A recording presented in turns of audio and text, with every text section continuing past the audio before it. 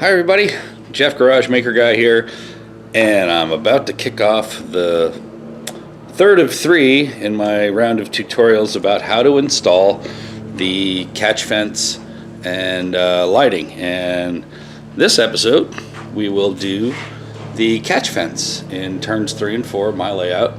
And so there are a few things that you'll need. So tools, ruler, a couple of markers. What is this? A 2.5 millimeter Allen head thing. A pair of scissors that's capable of cutting through some thin metal. They don't need to be shears. A good pair of scissors will do it. An X-Acto knife and some flush cutting wire cutters. You don't really need those. You can use the X-Acto knife. And then for the materials, we have the quick mesh, the 4-inch wide, and that's basically what it is. Watch out for this stuff. The edges are sharp and they catch on everything. Highly recommend taking it and draping it over something and let it straighten out, because it's all rolled up, and if you try to work with it when it's rolled up, it's a mess.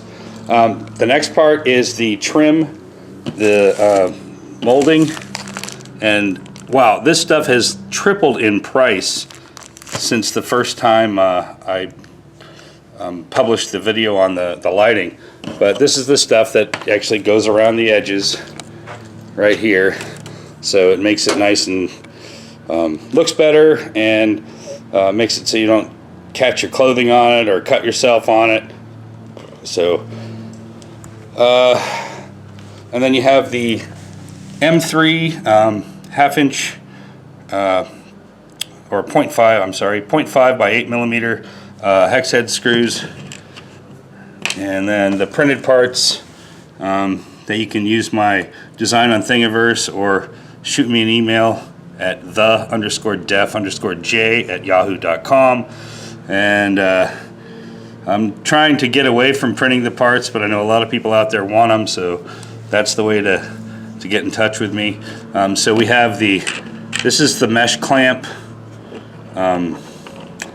bracket, and this is the other part of the mesh clamp, and basically you use those in combination with the Allen screws to clamp the quick mesh to the aluminum light posts. And then these are the post caps. These go over the posts that will not have a light in their position. So that looks like this.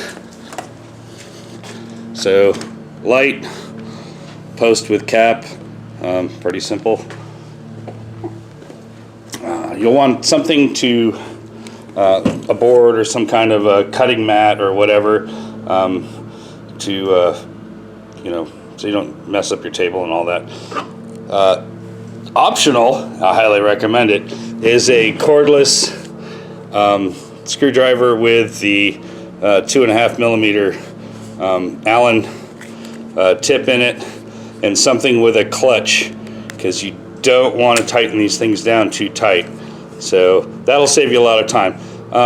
Putting in 20 or 30 of those screws with the manual screwdriver, that's okay, but on this track there's over 100 in that turn, and there's about 100 in that turn, so that's 200 of those screws. That's going to get tiring really fast, and it's just easier to do with the cordless screwdriver. Anyway, we'll get to work in a little bit. And part 3 of this tutorial for how to put the lights together is the most time-consuming part, and that's why it's taking so long. It's not hard, but you need to take your time and have a lot of patience. And we're talking about putting the catch fence on, which involves cutting the quick mesh and installing the M3 by 8 screws, and using the mesh clamp housing and the strap that goes on the back side. So I guess the first thing is, you start at one end and go around, and on the ends you want to extend the You know, normally if you're going between the spots, you just want the piece of mesh to go from there to there. But on the ends, you want it to go all the way to the other side, and then you put the piece of the U molding down there. I know I've said this before in a couple of the videos, but in case some of you didn't hear it or didn't see that, when you're doing a banked turn, everything gets a little more complicated because there's two factors. It's at this angle, so it's going to be like a trapezoid instead of a square piece. Like this is obviously a rectangular. It's all 90-degree edges. But when we start to get into this turn, we can see that this right here is like what is that? 7 5/8 at the bottom, and it's like 6 3/4 at the top. And that also changes because I don't know why Carrera did this, but on their bank turns, so this is one piece here. This is a radius 3 bank turn, but you can see the hole. This thing is going that way, and this one is going that way.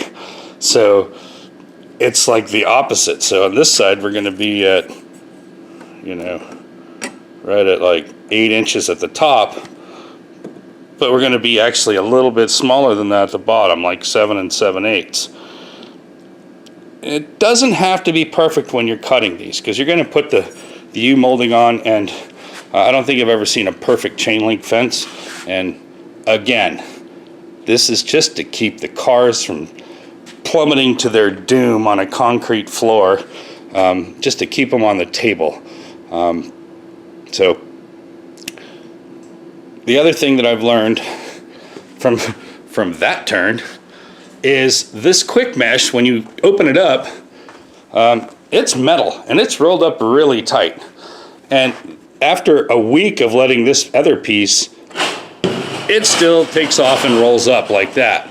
So I was stupid the first time I did this on the other turn, because it was the first time I'd ever done it, and I tried to unroll the roll as I went and cut the pieces. Cut up my arms, and it was very frustrating. So what I do now is I just try to keep this thing flat, and I only cut a section at a time. I usually cut it about 1/4 to a 1/2 inch wider than what I need, because inevitably when you start trimming down to get the angles between the two light posts, you may take off a little more than you want, or to get the holes just right. So cut it into a manageable section. Don't try to take the roll over to the turn, because you'll just make a mess and all that good stuff. So I'm going to try to capture me doing one of these, and we'll see how that goes. I don't have somebody that can film for me.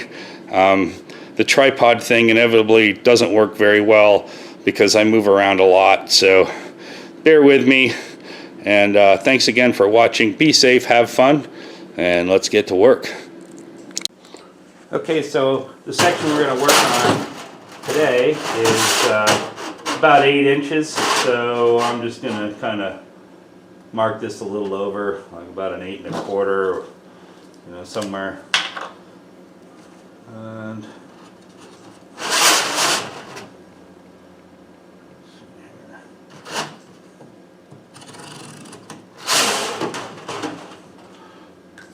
now I just use a pair of cheap but sharp scissors to go in here and cut this guy.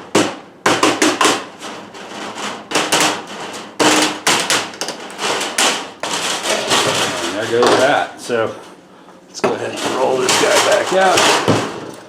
Now we'll take this piece back to the track. We'll need our scissors to trim that edge, and we'll install this guy.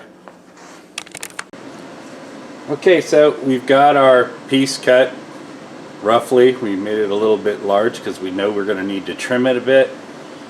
And so, as you can see, we want to bring this down a little bit. We want to cut that at an angle to match that guy.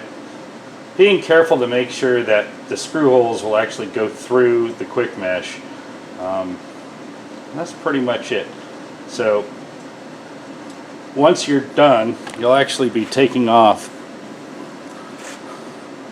a piece about, you know, yay big here. Let me see if I can get that in focus. So yeah, so you're only going to be trimming off a very little bit. And when we're done, so here's the one that hasn't been trimmed, and here's the one that has. So it's just a little bit. I don't know if you can actually see that or not, but it's just a tiny bit. But it actually fits perfect in there. So now what we'll do is we'll cut the edges of the U-molding to go down each side, and then we're going to install it.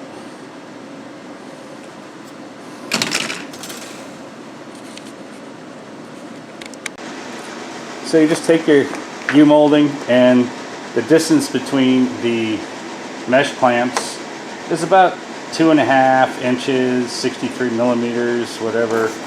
So we're just going to take a little X-Acto knife, cut it like so. Do another one. Like that.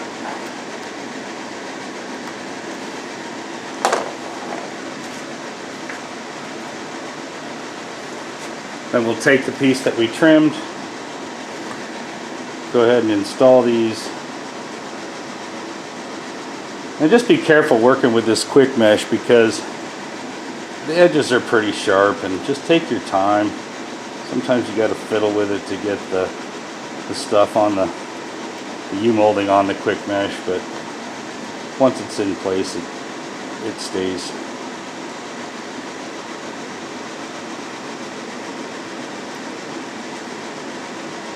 Okay, so that's what it looks like when it's ready to be installed. So let's go back over to the track.